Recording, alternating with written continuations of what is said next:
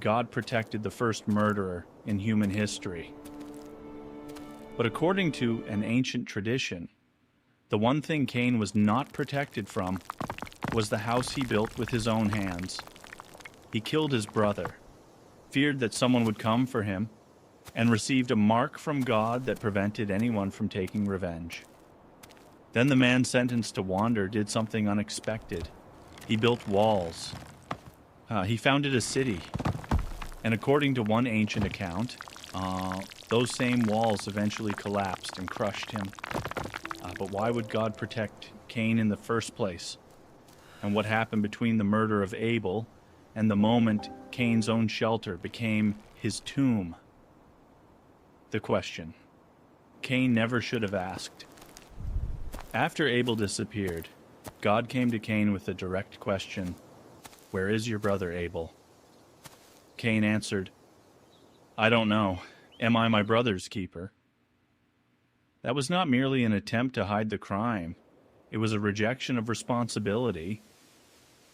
Cain was speaking as though Abel's life had never been his concern, even though Abel was his brother, and Cain already knew exactly what had happened to him. Remember those words. They will return at the end of this story, because they may reveal more about Cain than the murder itself. Before the brothers entered the field, Cain worked the ground while Abel cared for flocks. Both brought offerings to God. Genesis specifically emphasizes that Abel brought from the firstborn of his flock and from their finest portions. Cain also brought an offering from the produce of the ground, but the text does not describe his gift with the same emphasis. God looked with favor on Abel and his offering, but not on Cain and his offering. Cain became angry. His face fell. But before anything happened, God warned him. Sin was crouching at the door. It desired to control him, but Cain was told that he had to master it. The danger was not hidden from him. Cain knew what was growing inside him. He still had time to stop.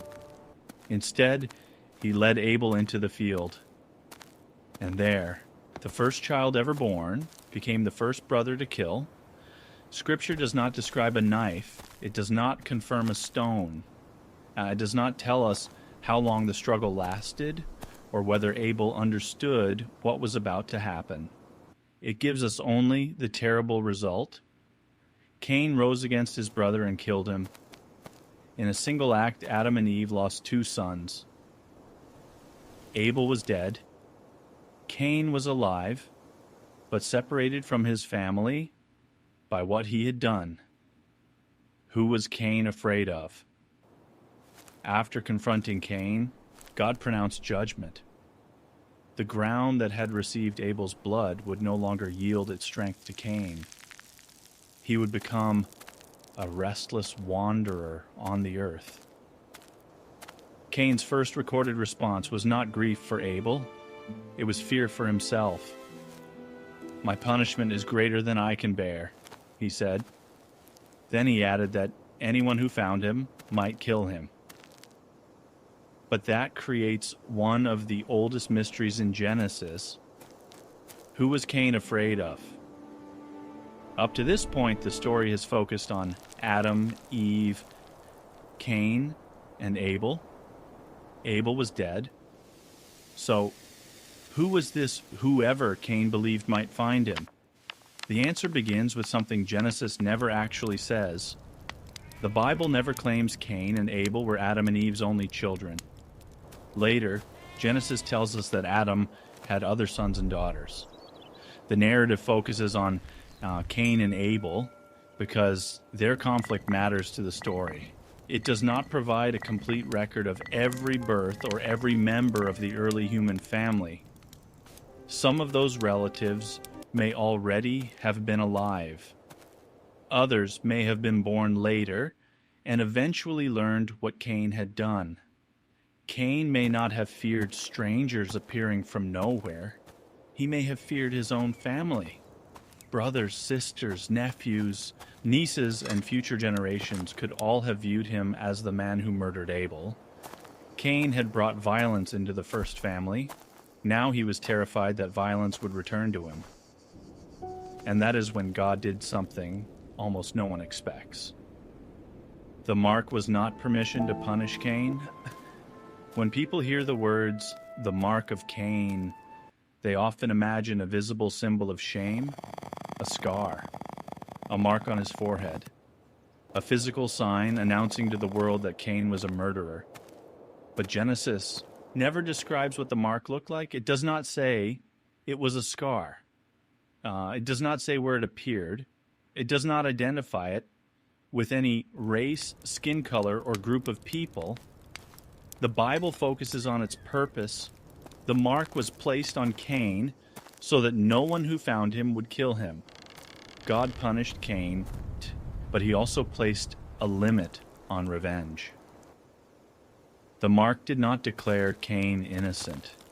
It did not erase Abel's blood. It did not remove the sentence of wandering.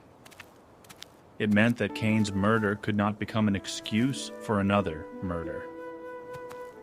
Cain had taken a life, but no one else had the right to use that crime as permission to become another Cain.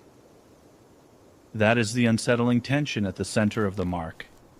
Justice did not disappear. Mercy did not disappear either. The same man was punished and protected. If that changed the way you understand the mark of Cain, leave a like. Because the next part of the story introduces a woman the Bible never names, and a city Cain was never expected to build. The wife Genesis never introduces. Cain left the presence of the Lord and lived in the land of Nod, east of Eden. Then Genesis suddenly says that Cain knew his wife, and she gave birth to a son named Enoch. But where did Cain's wife come from? The text never introduces her. It never describes their marriage. It never gives her a name. Within the Genesis account, the most common explanation is that she was one of Adam and Eve's daughters, or another close relative from the growing family. That answer may feel disturbing to modern readers, but if all early humanity descended from the first couple, marriages between close relatives would have been unavoidable in the earliest generations. Genesis simply does not record every daughter, birth, or marriage. Centuries later, an ancient Jewish text known as the Book of Jubilees attempted to fill the silence. It gave Cain's wife the name Alban and identified her as a daughter of Adam and Eve. But that name does not appear in Genesis.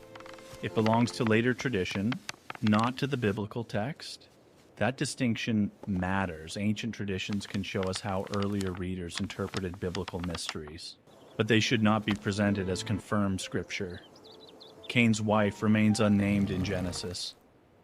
But what Cain did after the birth of his son is recorded, and it creates an even greater tension. The wanderer who built a city.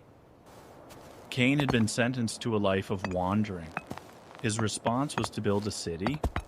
Then he named that city after his son, Enoch.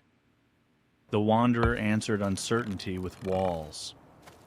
The man who feared being found tried to create a permanent settlement. Was the city an act of rebellion against the sentence? Was it an attempt to protect his wife and child? Was Cain trying to replace the security he had lost with territory, buildings, and control? Genesis never explains his motive, but the contrast is impossible to miss. Cain had been told that the ground would resist him and that he would live without stability, yet he attempted to establish roots. He could not undo the murder. He could not bring Abel back, but he could build something that appeared permanent. Centuries later, the Jewish historian Flavius Josephus described Cain in even darker terms. According to Josephus, Cain did not allow his punishment to transform him. Instead, he became increasingly corrupt, gained wealth through violence, and established boundaries over land.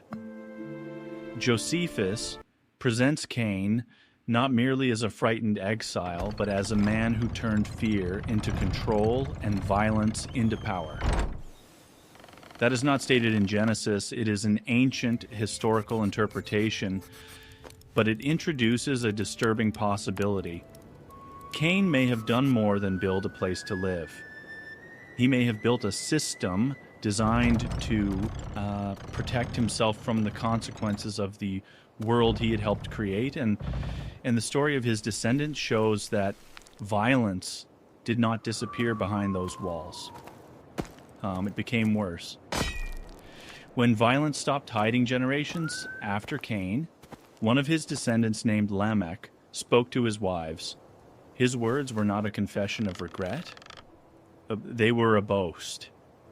I have killed a man for wounding me, a young man for striking me. If Cain is avenged sevenfold, then Lamech 77-fold.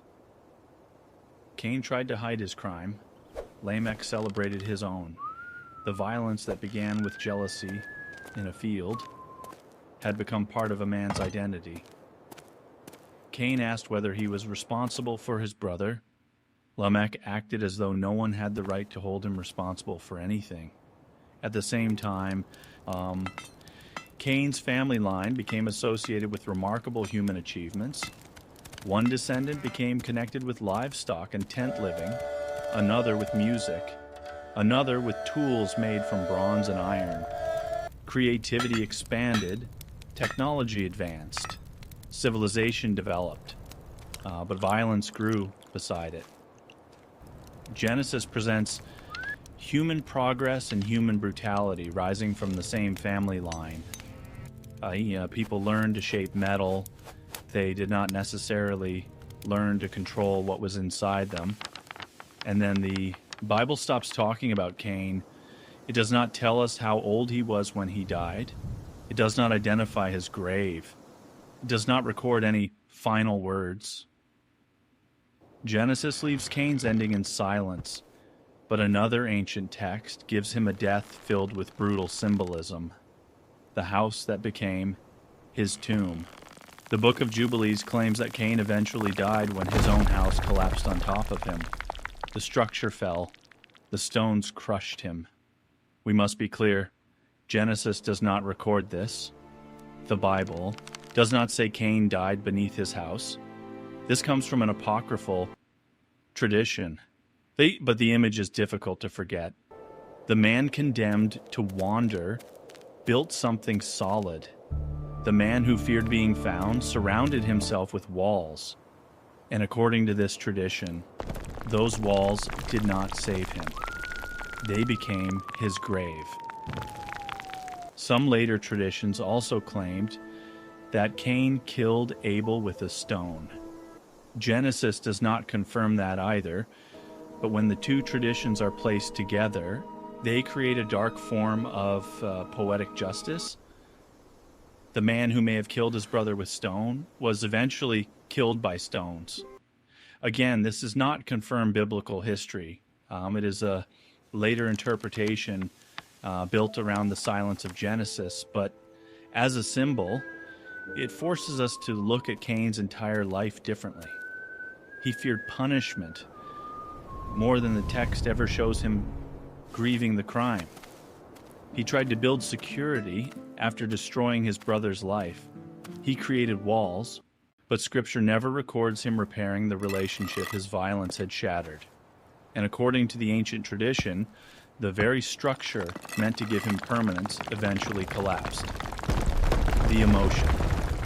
Cain never shows now return to Cain's words. Am I my brother's keeper? The Bible never records Cain mourning Abel. It never shows him asking God to forgive him. It never describes him apologizing to Adam and Eve. We cannot prove that Cain never felt regret inside himself. The text does not tell us everything he thought or felt, but it does tell us what he said. Cain spoke about his punishment. He spoke about the danger to his own life. He spoke about what others might do to him. He did not speak about what he had done to Abel. That may be the most disturbing part of the entire story. Cain was warned before the murder. He was confronted after it. He was protected from revenge. He was given time to face the truth. Yet the final image Genesis gives us is not Cain standing beside Abel's grave. It is Cain building a city. Perhaps the deepest question is not how Cain died. Perhaps it is what happens when someone becomes more concerned about the consequences of a crime than about the person who was harmed. Cain feared being killed. Abel had already been killed. Cain feared losing his future. Abel had no future left. Cain built a city and named it after his son, but Abel's blood continued crying out from the ground. The mark protected Cain from other people.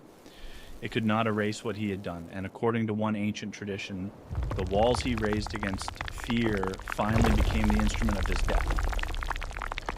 So, what do you think? Was Cain's city an act of fear, rebellion, or both? Write your answer in the comments. I want to read your theory. And subscribe, because the next story begins where Cain's violence became something even darker.